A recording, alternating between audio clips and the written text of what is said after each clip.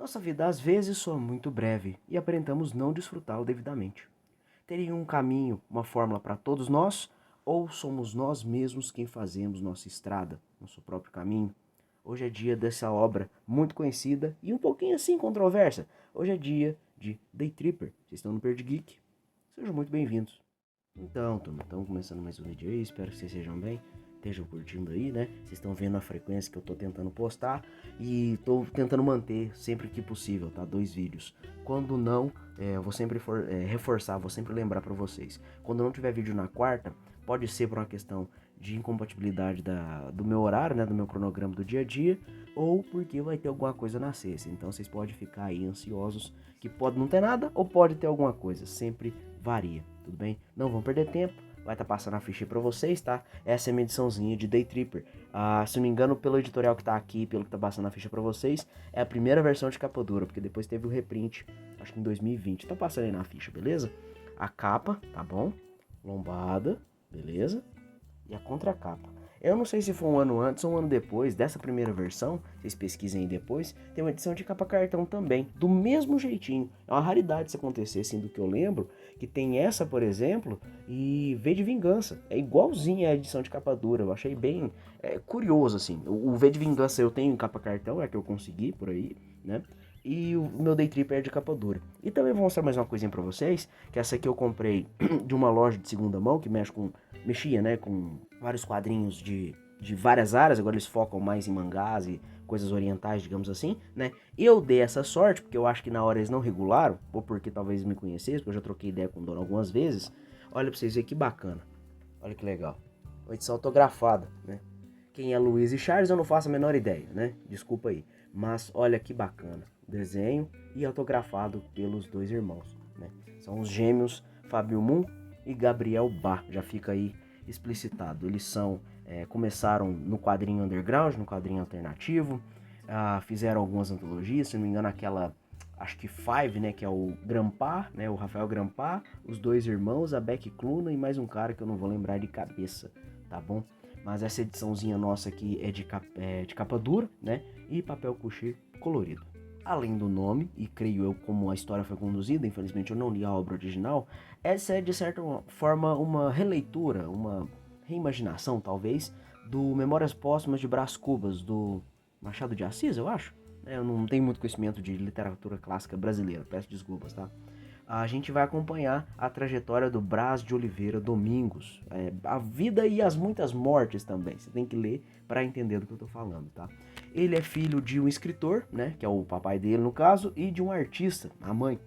E a vida dele a gente vai acompanhando as diversas décadas, né, alguns anos em específico, mas no geral são as décadas, o passar da vida dele, principalmente ali no começo e tal, a gente vai ver que ele foi criado, ele cresceu à base de muito carinho familiar, mas não só isso, à base também de muito café e cigarro, não só dos pais, mas depois também dele próprio. Sobre a narrativa, ela é entrecortada e, digamos assim, ela vai e volta no tempo. Ela segue normal as décadas, como eu disse, do passar do envelhecer, mas tem uma coisa ou outra que ele olha para trás dentro daquela própria época. Então vamos supor que ele esteja com 50 e poucos, ele tem um flashback de quando ele tinha 40, de quando ele tinha 30 e poucos, que conversa com aquele momento X da história, né, que a gente vai estar acompanhando o capítulo, tá bom? E não só isso, o traço, ele é muito bacana. Você vê assim que tem um quê de delicadeza, ele é suave, né? No caso são os dois irmãos. Eu tenho uma certa dificuldade de diferenciar o traço de um pro traço de outro, né? Que eu falo dos irmãos. Mas você vê ali que eles comungam muito bem entre si, que você sente uma singeleza, uma suavidade no traço dos dois. As cores, né? Principalmente em alguns momentos mais reflexivos, a obra ela é bem permeada, que nem um brinquedo de café e cigarro, mas tem muito lance da reflexão, da vida, como a gente toca as nossas responsabilidades, como a gente, digamos assim, planeja para si a, a própria vida. E nem sempre vai ser da forma que a gente espera. A forma como as cores, né, eu nem tenho muito costume de falar sobre as cores, mas é legal ver como elas foram escolhidas, a forma como foram usadas, que combinam muito com cada momento. Se é um lugar mais à noite, um momento mais tenso, um negócio mais, digamos assim, aflitivo, tem tons de vermelho, um negócio escuro, um clima mais sombrio, um negócio mais soturno. Outros momentos, por exemplo, na infância do Brás e, por exemplo, quando ele vai também na praia ali com um colega. Eu não sei se esse cara, ele fez essa amizade com esse cara na Bahia, tem muito tempo que eu li, tá? Mas tem uma época ali que ele fica na Bahia, passeando e tal, nos 20 e poucos da vida dele. E você vê cores mais vivas, um negócio mais, digamos assim, singelo, mais delicado, mais suave, sabe? Então não só a arte, ela casa muito bem com os momentos, né?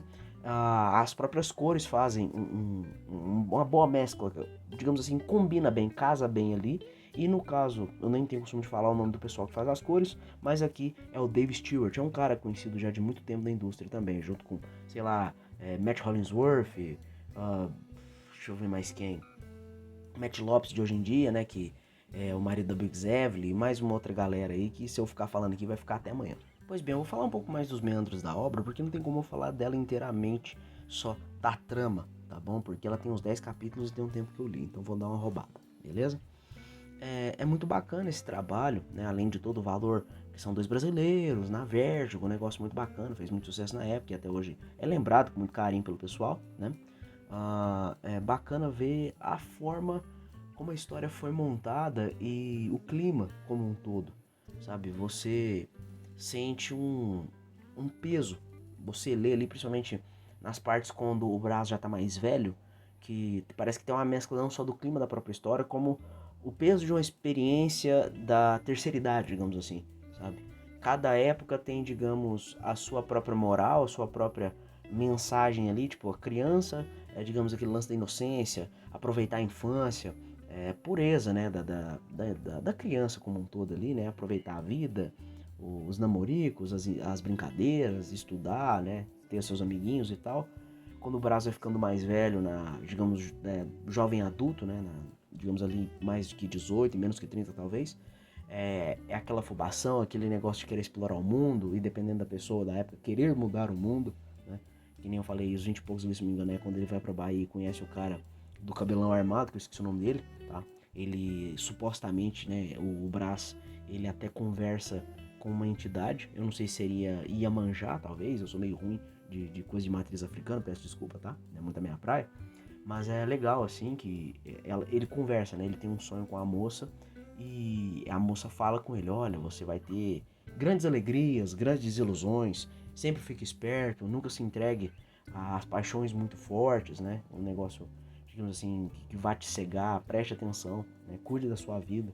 E quando ele vai ficando mais velho, é aquele lance de olhar para trás e ver se ele viveu uma boa vida, se ele fez o que queria e se tornou quem ele queria. Apesar de que uma coisa ou outra, talvez ali, digamos assim, fugisse do planejado, como eu falei mais no começo, ele olha para trás com muito carinho, ele lembra do pai dele, tem umas reviravoltas não só da própria vida do Brás, tem uns lances envolvendo meios irmãos, né? O pai dele parece que andou, andou pulando uma cerca e tal. Mas também tem a própria questão familiar dele com essa suposta meia-irmã, a relação dele com a mãe, depois quando ele tem filho, a mulher dele, sabe? Tem muitos momentos bonitos, assim, dele lembrando da vida, dele na infância, sabe?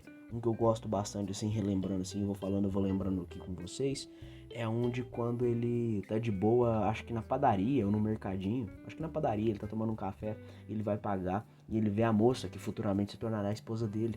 E é legal, assim, não é piegas, não é meloso demais nem nada, mas é uma cena muito terna, é uma cena muito bonita dele pagando e ficando distraído e vendo a moça, sabe? Aquele lance, aquela conexão, aquele, digamos, um amor à primeira vista, uma paixão forte ali à primeira. Vamos falar assim, o santo bateu, isso que eu quero falar. Eu já falei um pouco da arte, né? Então não vou me repetir, é uma arte bacana. Detalhada, não seria um negócio do hiperrealismo ou algo assim, mas ela é muito bem feitinha. Eles são conhecidos por não deixar a peteca cair, né? Falei lá atrás da antologia Five, que foi independente, mas eles também, né?